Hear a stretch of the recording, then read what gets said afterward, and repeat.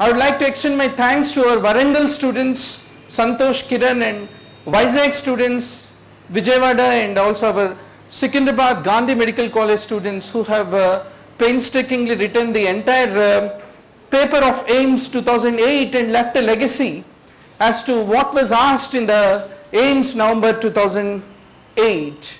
So with that, let us make this start. So let us ask you, how many felt this paper was an easy paper? Okay, tough paper. Can raise the hand. So neither for easy nor for tough is ambivalence, right? I consider that at least this paper is relatively a reasonably framed paper with around 30 to 40% of old questions and some molecular level questions. Definitely it's a very traditional paper. Examiner has done a sincere effort. As students, we also should do a sincere effort to analyze it. So let us make the start. The research cast. Where do we use this? We basically use two types of cast whenever there is a dorsal-lumbar scoliosis. One is the research cast and other is the Minerva's cast. What is the difference between the two, doctor? In the research cast, the patient can be able to sit and walk. Whereas in the case of the pantaloons cast, the hip will not move, so that the patient will become bedridden. That is the only fundamental difference between the two. Otherwise, the research is the one which is used for the dorsal-lumbar scoliosis as a management is what need to be remembered. Now, which is the most common site for the peripheral aneurysm? Let us make a voting of how many are old questions and how many are new. You will find 80% are old only. This is a traditional old question. That it is the popliteal artery aneurysms clinically are the most common type of the peripheral artery aneurysms is what we need to fundamentally remember. Are there any neoplastic drugs which are basically excreted by the lung? Definitely. Did you expect this question? No. Because it is very unlikely that who will remember every drug from where it is excreted and exhaled out. Very difficult. But still it is a part of the Bournvita quiz contest for getting seat in AIIMS. So you need to remember that the 5-fluorouracil metabolism is hepatic with the help of a dehydrogenase enzyme, but the excretion is largely through the lungs is what you need to basically remember. Now let's go to the next question. Thrombotic thrombocytopenic purpura. Many times we discuss this topic in our regular sessions. What is the closest differential diagnosis for TTP? DIC. Why? A patient of thrombotic thrombocytopenic purpura will have a precedence of diarrhea or any such episode, and following that he will be developing hematuria, hemolytic anemia, etc., etc. So he will also have fever, TTP. So because of the fever, hemolysis, etc., we get confused that is it an episode of sepsis with DIC or are we handling a case of TTP? So what differentiates between the TTP, thrombotic thrombocytopenic purpura, versus that of the disseminated intravascular coagulation? In both the cases there is a thrombocytopenia. But the thrombocytopenia which we see in the case of the DIC is due to the consumptive coagulopathy, where clots are formed using the clotting factors, and that's the reason PT, APTT become prolonged because of the exhaustion of the clotting factors in the case of DIC.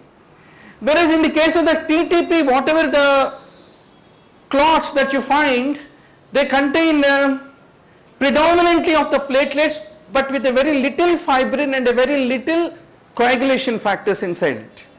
So that is the reason in the case of the TTP, PT and APTT is not prolonged. Whereas in the case of the DIC, where there is a consumptive coagulopathy, PT, APTT become prolonged. This is the fundamental differentiating factor between the two. Then why do you have hemolytic anemia in the case of the thrombotic thrombocytopenic purpura? It is not any antibodies against the RBCs which are destroying it, the RBCs. The reason for the hemolytic anemia in TTP is when the RBC is squeezing through those fibrin mesh of those clots, it is getting broken down. That is the reason by principle the hemolysis which you see in TTP should be Coombs negative. If at all somebody says that this patient has Coombs positivity, it can never be the diagnosis of the TTP, because fundamentally it is a Coombs negative hemolytic anemia is what need to be remembered. So considering all these factors, we need to know that it is not a fibrin rich thrombi, rather it is fibrin poor platelet rich thrombi is what you typically see in the case of the TTP is what need to be remembered. Now let us talk about phosphorylase B. Inevitably one question comes, any entrance you take, in another 1 month you will go to PGI, then state entrance, all India, etc. Biochemistry is only mastering 10 to 12 cycles. What is the rate limiting enzyme, what are the factors that regulate, which will inhibit, which will speed it up, etc., etc. You don't take more than 2 to 3 hours of time to revise everything. So phosphorylase is that allosteric enzyme which will catalyze the production of the glucose 1-phosphate from that of the glycogen. So basically it has got two forms.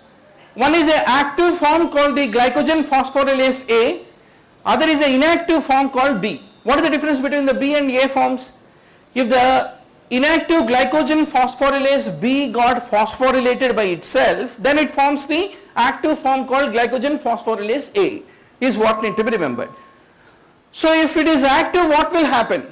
Glycogen will be broken down into glucose, and glucose in turn will be used for energy. So wherever we need energy, we want glycogenolysis, and for that we require an active form of the glycogen phosphorylase, is what you need to basically remember. So now what regulates this conversion of inactive to the active form? So it is the binding of the AMP which will make it to get activated, and it become inhibited by the binding of ATP and glucose 6-phosphate.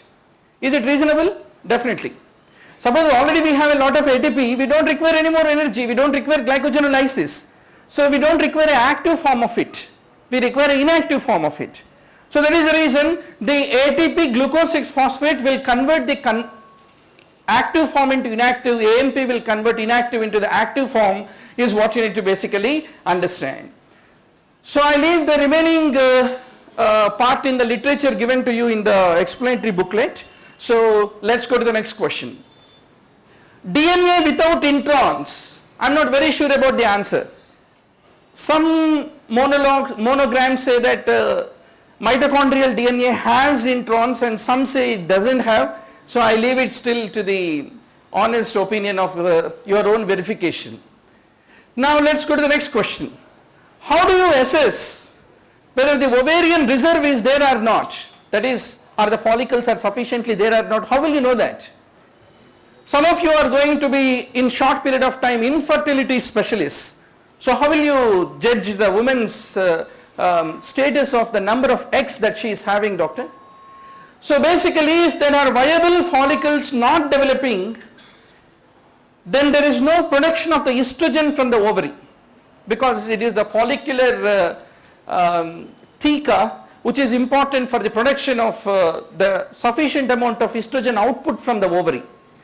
So if there is a low ovarian follicular reserve, there is a low estrogen output, and estrogen normally inhibits the FSH. If there is a low estrogen, what will happen? There is no inhibition on the FSH production. So there is a high FSH production. So to summarize, a low ovarian reserve is low estrogen output. A low estrogen output is not having inhibition on FSH, and that leads to a high FSH. So high FSH is indicative of a poor ovarian reserve, is what you need to remember. Now how high is the question? If the FSH value is greater than 12, or if the FSH LH ratio is greater than 2.5, or if there is a, these are the two important indicators which are highly suggestive that the patient is having a poor ovarian reserve, is what need to be remembered. Let us talk about polycystic ovarian syndrome, the favorite topic. There is no question paper without polycystic ovarian syndrome, otherwise examiner will be enovulating. So you must be pretty sure that if you did mistakes in some topics which are expected topics of the examiner, the paper setter's soul will be heaving in restlessness in the graveyard. So there is a reason you are expected to be definitely sure before going to exam. Let us talk about PCOS. I am not very sure what were the correct options given, but definitely I can comment on the option A and option C. What is the importance of dihydroepiandrosterone dione, doctor? Basically, if there is any androgen producing ovarian tumor or adrenal tumor, there is an increased levels of DHEAS. So what happens to the levels of DHEAS in case of the PCOD? In PCOD, it is normal or only slightly increased, not markedly increased. So that is one important thing to remember. Second is the anovulation which you see in the case of PCOD is basically ovarian in origin. It is not pituitary in origin. So by principle, prolactin levels should be normal before you entertain the diagnosis that this woman's anovulation is due to PCOD. Suppose if you do prolactin is high and then you are entertaining the diagnosis of PCOD, means it is very unlikely to be. Unless the woman is unfortunate that on one side she has a prolactinoma, another side she has a PCOD. We are not talking about that situation, but in general, the prolactin levels are normal, and by default we prove that there is no other cause other than the cysts which you are seeing inside the ovary responsible for the woman's anovulation. So there is a reason serum prolactin levels will be normal, they won't be increased. So that can become an answer, except about it. And dihydroepiandrosterone also is generally normal, it is not increased. So please give me a feedback at the end what were the correct options given by the examiner. Now the European Society has given certain criteria before you call it as polycystic ovarian disease. Presence of anovulation, hyperandrogenism with the biochemical evidence of androgen excess, presence of the polycystic ovaries and the presence of 12 or more follicles which are more than 2 to 9 millimeters in diameter is basically the definition of the PCOD. Now let's go to the next question. Everything is done in shoulder dystocia. You should not do the fundal pressure maneuver, should not be done in the case of the shoulder dystocia, as all of you know very well. We do Jannevilles procedure, we do the wood screws maneuver also. So what is Jannevilles maneuver, doctor? Basically in this we will be replacing the fetal head back into the uterus and perform the cesarean delivery, as all of you know very well. So definitely one question comes on the different maneuvers, when will you do, why will you do, problems associated with that is the part and parcel of our obstetrical understanding. Thalidomide, other than erythema nodosum, leprosum, where else do we use the thalidomide? This is a good question, because alternative uses of the commonly used drugs is a frequent issue in the exams. We use very much in the oral ulcers in Behcet syndrome. Without reading, can we know that? Can we guess it in exam? Very difficult. Because first of all, Behcet's only we don't see in MBBS level. I mean, we see but we don't diagnose or really think about it except in CMDT. So in that, what is the treatment is on the top of it a bigger catastrophe. So that is the reason oral ulcers also it is used. But the problem with the thalidomide is it can lead to the development of peripheral neuropathy in itself. There is a reason there is no role of that in the peripheral neuropathy of the HIV, because peripheral neuropathy is an adverse effect of the thalidomide. One of the adverse effects of the thalidomide is what need to be remembered. So there is a reason we use it in actinitic prurigo, one indication. Similarly, we also use it in those patients with HIV who have Kaposi's sarcoma. There is a role for the usage of the thalidomide is what need to be basically remembered. Similarly, in prostate cancer, Behcet syndrome, Crohn's disease, glioblastoma, lymphoma, erythroiditis, one condition has no relation with another condition, but we use thalidomide in all these heterogeneous causes. So that is the challenge about preparation for entrance, that reason has less to play sometimes, many times. So then another important application of thalidomide on which a lot of questions come in the exam. Is there any role of that in the multiple myeloma? What is the modern management of multiple myeloma, doctor? We are nowadays using thalidomide, melphalan, dexamethasone. The combination in the case of the multiple myeloma is what you need to basically remember. Now let's go to the next question. There is a medullary carcinoma of the thyroid. Is there any role for chemotherapy, radiotherapy or anything other than surgery? You don't think of anything other than surgery at all. So we need to remember what is the role of the surgical management of medullary carcinoma of the thyroid. Local control is achieved, speech and swallowing will improve, and It is used in both sporadic and also in the familial forms. And there is no standard chemotherapy for the medullary thyroid cancer, and it is the surgical only is the management of choice. So the Curling's ulcers typically are seen in the duodenum is what you have to basically remember. Leukocytoclastic vasculitis, the Henoch-Conlin's purpura. Lot of times we discuss this topic. Without a question on vasculitis, there is no paper. Let me tell you once more. Without reading Church-Strauss, Wegener's, polyarthritis nodosa, microscopic polyangiitis, what is their clinical presentation, clinical criteria, management of choice, differentials, everything you must be encyclopedic like the Physician General of India.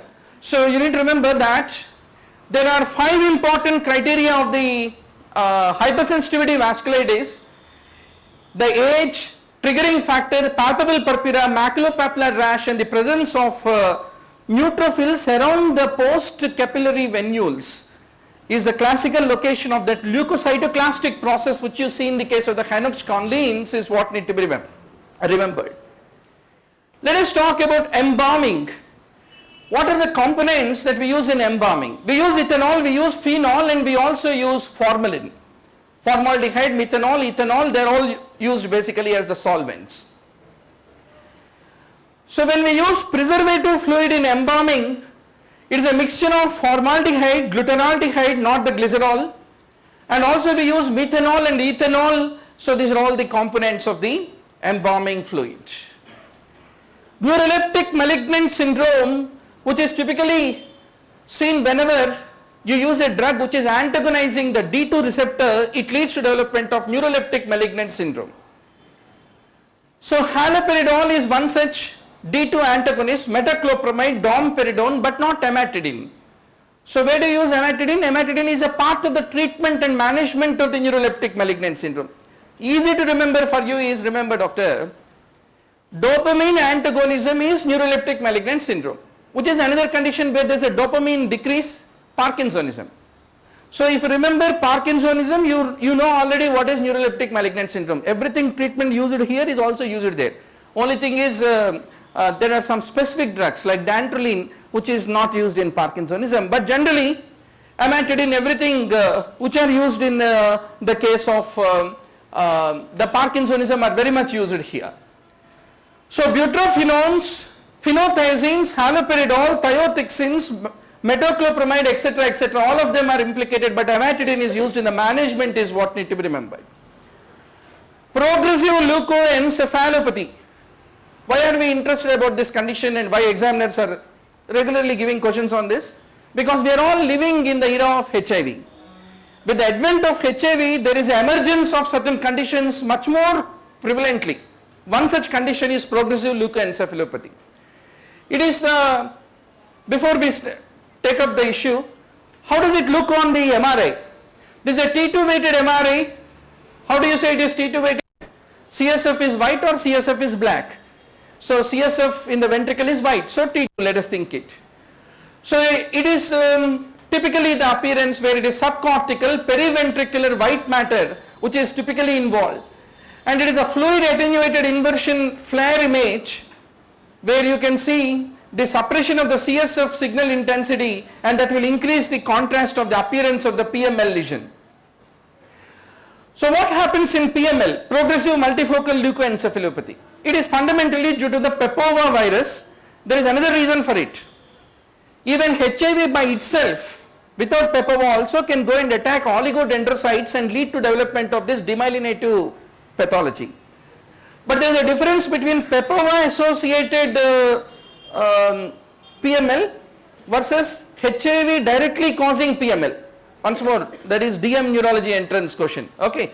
So there is a widespread demyelinative lesions, and suppose if you start a patient of HIV on antiretroviral therapy, peculiarly those who are immunologically recovering from it also will show PML suddenly.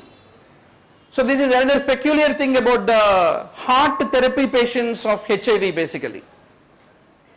And the cerebellar, brainstem, white matter and grey white matter junction, they are all the areas which typically show demyelination, and generally it is more peripheral rather than deeper levels is what you need to basically understand. We find how does a patient of PML will present. Let us say you have a HIV positive patient. You are thinking of PML. When will you think it? If there is a weakness and disturbance of the speech, headache, visual disturbance, they are all the common presenting features. And is there any chance that there can be a very close differential diagnosis in a HIV positive patient for PML? HIV dementia is another entity. The single most important differentiating factor whether this is HIV dementia or HIV associated PML is cognitive disturbances which you see in HIV dementia are not seen. Cognitive disturbances means learning. The learning process and cognition is not affected very badly in the case of the PML. That differentiates PML from HIV dementia. So now the question is it slow and insidious in its clinical progression, PML, or is it very rapid in progression? One of the options given was it is having a slow progression. Not always. Suppose if it is caused by the papavirus, PML, directly, then that has got a slow progression. But when a patient of HIV is receiving antiretroviral therapy and his immune status is improving, that time HIV directly is going and attacking oligodendrocytes, then you have a HIV directly caused PML, no? There the progression is more rapid in nature. So there is a reason slow progression is not always the thing about the PML is what need to be remembered. How do you calculate incidence? Incidence is new cases out of the entire population. So incidence is obtained by longitudinal studies, whereas the prevalence is obtained by the cross-sectional studies, as all of you know very well. So that is the reason out of all this it is a prospective form of longitudinal study where you are following up the patient is the typical way by which new cases are detected and incidence is basically calculated. Mononeuritis multiplex, what is the most common cause in India? In your MD final exam, if the examiner asks you what is the most common cause for the thickening of the nerves, what is your answer? If you say Refsum, he will collapse. So because he thinks that this fellow read a lot of Harrison and got seat in MD, and after that he did not see patients, he is only continuing to read Harrison. So that is the reason, stop reading Harrison the moment you get in MD. That is the high time that where you should pack all your books, throw them away, and then only think about stethoscope, patient, bed and nurse. That's all. Nothing else you should think in your MD. Otherwise you will end up in giving absolutely wrong answers in the vivos in final MD. So there is a reason leprosy should be your answer. The most common cause, first most, second most, third most common cause should be leprosy. Now let us go to the next question.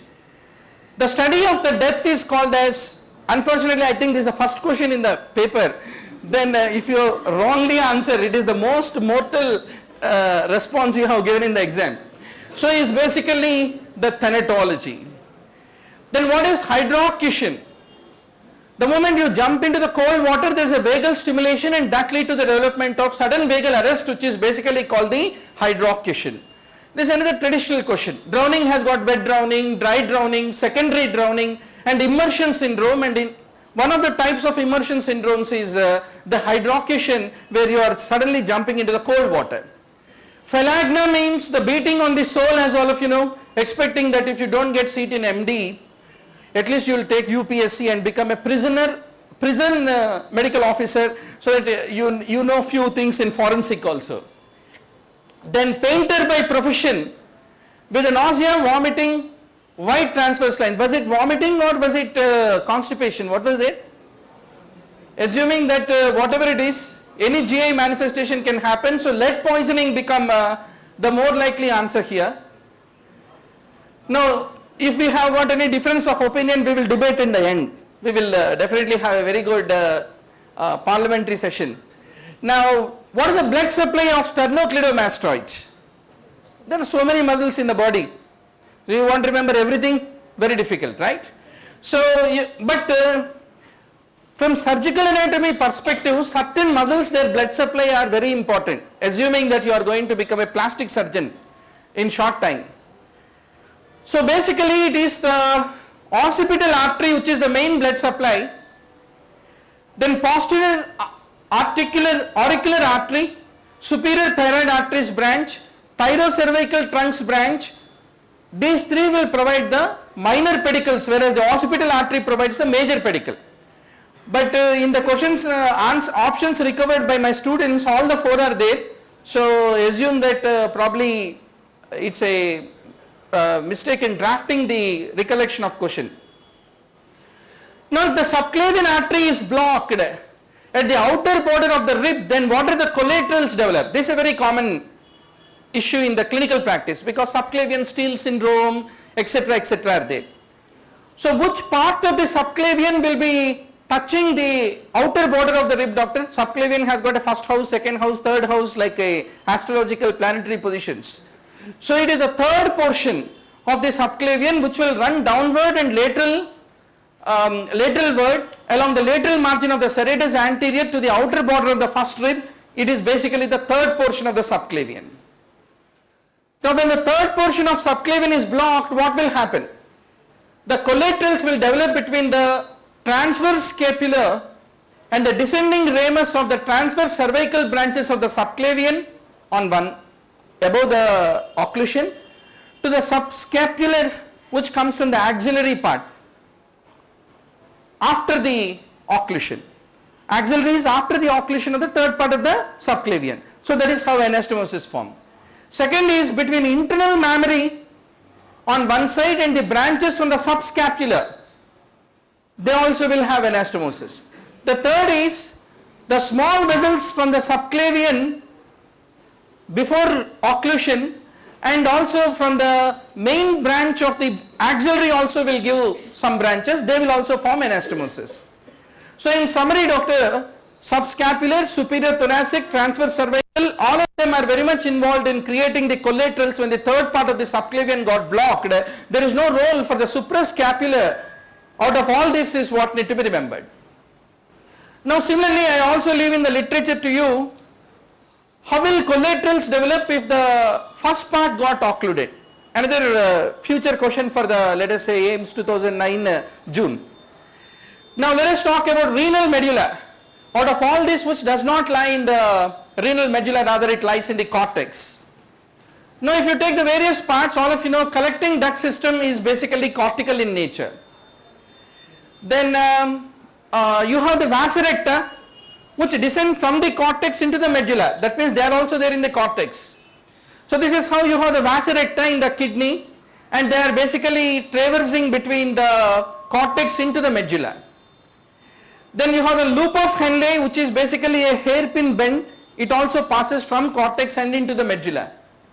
Whereas if you look at the juxtaglomerular apparatus out of all these things, it basically is predominantly cortical in location, so that becomes a reasonable choice out of all this. Now where do you have the triangle of auscultation basically? So it is above by the trapezius, below by the latissimus dorsi and laterally by the medial margin of the scapula that you have the triangle of auscultation, as all of you know very well. Now what is triangle of doom? Did you heard of this? Now we are once more assuming that your MS is followed by MCH, laparoscopic gastroenterical surgery. So that's the reason we wanted to ask some questions related to that. So basically this triangle of doom comes into picture if you are a laparoscopic surgeon repairing a inguinal hernia laparoscopically. Now where does it come? Let us look into it. It is the vast difference medially, spermatic vessels laterally and external iliac vessels inferiorly which constitute the triangle of doom, and it contains external iliac artery, the deep circumflex iliac vein and the genital branch of genitofemoral. And most important principle is when you are doing laparoscopic repair of inguinal hernia, don't put a clamp at the point of this triangle of doom, otherwise the inguinal can all become doomed down. Now you have a triangle of pain which you need to remember in relation to this, which is also going to be the question in the next entrance. So it is a spermatic vessel medially, iliopubic tract laterally, and it contains lateral femoral cutaneous nerves and anterofemoral cutaneous nerve of the thigh. There is one more circle of death. So what is this?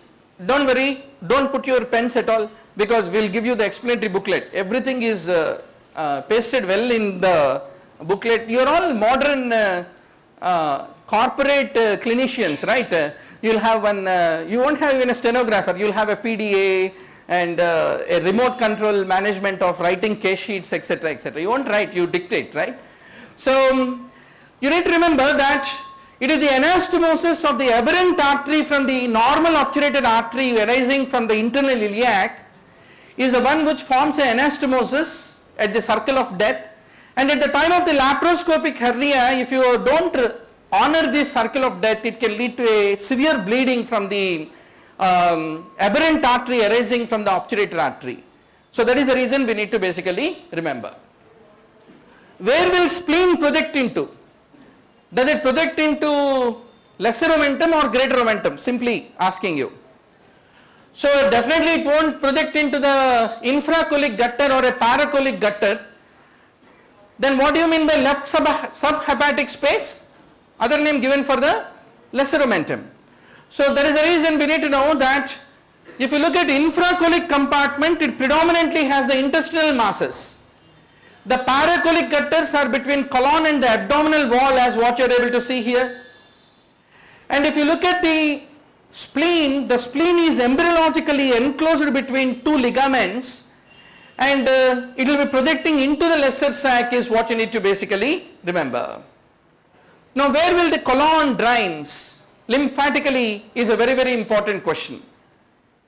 The entire colon and the proximal 2/3 of the rectum drains into the para-aortic nodes, which drain finally into the cisterna chyli, as all of you know very well. Now Hunterian ligation, which was popularized by the John Hunter for the treatment of the aneurysms, is following that lot of people practiced it. Now let us talk about cerebellar cortex. Inevitably one question comes on cerebellum physiology and anatomy. Let me bet you, doctor, if you happen to do a little unwell in AIIMS, nothing to regret. Quickly take a U-turn, another 15-20 days, revisit all those high yield, only high yield. Then automatically you do wonders in PGI. Just 15 days will make a big difference. I think 15 days time is there, right? So in cerebellar cortex basically has got three layers. Molecular layer, Purkinje layer, granular layer is what need to be remembered. We have the stellate and basket cells which are there in molecular layer, and you have got the large Purkinje cell which is there in the Purkinje layer, and you have got the granular layer where you have got the unipolar brush cells, and you also have larger Golgi cells. So there is a reason I find granules, Purkinjes, baskets, but not bipolar in the cerebellar cortex. In conclusion is what need to be remembered. Now embryologically the nervous system develops from two plates. One is called the alar plate, other is called the basal plate. So what are the alar plate derivatives? Is it a standard question in entrance? Definitely. If you look at old questions, lot of times this question has come. So alar plate basically gives rise to the general somatic and general visceral sensory output is what you have to basically remember. Here what you are seeing here is the alar plate which is colored yellow, and from this the dorsal gray horn is the one which is arising, whereas the motor plate or otherwise the basal plate here, it is the ventral part where it is being located is what you need to fundamentally understand. Now similarly if you take the cerebellum, just like the pons, even that is also a derivative of the alar plate is what I like to underscore. Whereas the substantia nigra, Edinger-Westphal nucleus, oculomotor, trochlear nucleus and red nucleus and the general somatic efferents, they are all the derivatives not from alar plate, rather from the basal plate. Langman's embryology, the smell of the book itself makes us to read in those days, right? So those wonderful illustrations and all, they have a lot of pictorial memory in our minds. Now Nicoledoni's sign, all of you know very well, is a Branham sign also, where whenever there is a arteriovenous fistula, if you happen to digitally close the proximal part of that fistula, then that produces a reflex bradycardia. Now the buccinator muscle typically what doesn't pierce, parotid duct pierces it, and it is already innervated for the motor innervation by the cranial nerve 7 facials branch, so it also need to penetrate and pierce it and provide it, and buccal branch of the mandibular division of the trigeminal also basically pierces it, whereas the fascia which is overlying the oropharyngeal mucosa, the mucosal glands, they don't pierce it. Now let us talk about the nasolabial cyst. Is it bilateral or unilateral? How many have you seen nasolabial cyst in the short 15 days posting of or 30 days posting of ENT? Very unlikely. But in that you are expected to know unilateral, bilateral, upside down, or where is it located and all. It's more to do with memory, right? So it is also called the Klestad's cyst, nasolabial cyst. Are you able to perceive it, doctor? Here you can see very clearly the presence of the nasolabial cyst. Now it is bilateral in only about 10%, but 90% it is unilateral. Exactly, that is the only point on which examiner tried to check you, bilateral or unilateral. These things you should leave for God, because very difficult to remember, retain. Is it an old question by chance? I don't think so. Now, this is our favorite regular question. Without a question on attention deficit hyperactivity disorder, there is no Saturday or a Sunday test that we conduct. So you are already expert psychiatrists in managing that, right? So now the question is, if there is a attention deficit hyperactivity disorder, they have a attention to non-relevant stimuli, difficulty in regulating attention, and there are 6 important executable tasks where they can't be able to show the attention to define it as ADHD. So I leave what are those 6 tasks in the literature given to you. Now let us talk about the therapy. Behavioral therapy and the pharmacotherapy, they are the 2 major things, but generally behavioral therapy will be more than sufficient in order to manage the child of ADHD is what need to be remembered. Why we are depressed? Some people say neurotransmitters because they got seat in MD biochemistry and pharmacology. So somebody say that it has got a behavioral basis. So one of the such great guys was the Aaron Beck, who said that it is the cognitions, the thoughts and beliefs that shape one's behavior and emotions. Suddenly you remember those easy days of playing under the tree of the school, or having food along with all your classmates on afternoon in the school days of 6th or 7th class. You suddenly feel relieved and happy. Suddenly you remember about MD entrance exam, how many subjects you finished and how many you did not finish. Suddenly your facial expressions will change and you tend to become, though your norepinephrine dopamine is still in the same level. So they said that it is not just neurotransmitter level in the brain, it is also the cognition, the thoughts, the beliefs that also will decide whether we are depressed or elated. That is exactly what Aaron Beck has basically proposed. So to be not depressed is an easy thing. Just remember good things, ignore all those bad things or tough things. That's an easy way to be happy, right? Now, the Parliament has decided that the mental illness is considered to be the 7th disability, and accordingly passed an act in order to provide certain privileges for those who are mentally challenged. Whenever you do electroconvulsive therapy, the assessment of the brain-derived growth factor in the CSF is a way to assess whether there is any post-ECT associated depression. Now the ribosomal RNA has got a peptidyl transferase activity which is very important for it to incorporate new amino acids into the growing polypeptide. Now certain amino acids, especially aromatic amino acids, if they are incorporated into the protein, then the absorption photometry spectrum of the protein will change.